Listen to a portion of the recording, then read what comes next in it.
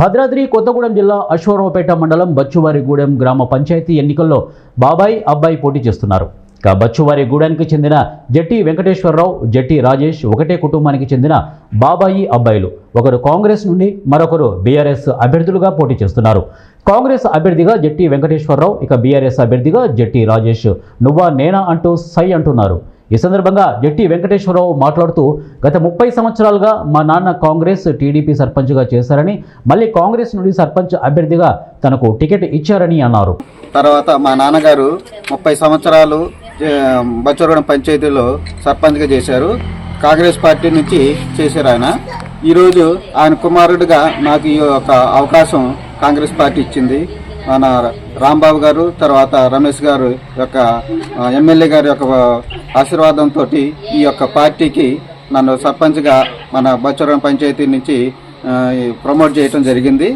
ఈరోజు ఈ ఎన్నికల్లో మేము పోటీ చేస్తున్నామంటే, గతంలో మా నాన్నగారు చేసినటువంటి మంచి కార్యక్రమాలంటే స్కూలు, తర్వాత హాస్పిటల్, ఫిల్టర్ బెడ్స్ చేయటం మంత్రి గారితో, తుమ్మల నాగేశ్వరరావు గారితో పోరాడి మా గ్రామాలకు కావాలా, మా పిల్లలకు చదువులు కావాలా, మా పిల్లలు ఆరోగ్యంగా ఉండాలని చెప్పేసి కోరుకుంటూ వాటిని తీసుకొచ్చి ఈరోజు మా పంచాయతీని ఆదర్శ పంచాయతీగా చేయటంలో ఆయన పాత్ర ఎంతో ఉంది. ఈరోజు ఆయన కుమారుడిగా మేము ఈ యొక్క అవకాశం మాకు ఈ గ్రామ ప్రజలు ఇస్తారని వారి యొక్క మన్ననలు కోరుకుంటున్నాము. ఈరోజు మేము బాబాయ్ కొడుకు బరిలో ఉన్నా సరే ప్రజల యొక్క తీర్పు అంతిమము. ప్రజలు అభివృద్ధి వైపు ఉంటారు. ఇవాళ కాంగ్రెస్ పార్టీ అధికారంలో ఉంది కాబట్టి కాంగ్రెస్ పార్టీకి మద్దతు ఇచ్చి అధికారంలో నిలబెట్టి వాళ్ళ పనులను, పంచాయతీలో ఉన్నటువంటి శుభ్రమైన పనులను నా పేరు జట్టి రాజేష్. బచ్చవరగూడెం పంచాయతీ నుండి బీఆర్ఎస్ సర్పంచ్గా పోటీ చేస్తున్నాను.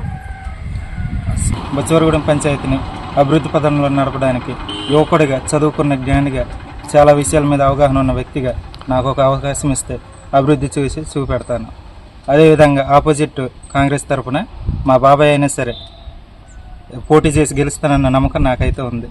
ఒక 3 టైమ్స్ అయితే సర్పంచ్లను చూసాము. వాళ్ళ అభివృద్ధి పనులు అయితే మాకైతే నచ్చలేదు. ఎవరు పోటీ చేసి గెలిచినా కానీ వాళ్ళు అభివృద్ధి కోసం పాటుపడుతున్నారు, కానీ పంచాయతీని అభివృద్ధి చేయడానికి ఏమాత్రం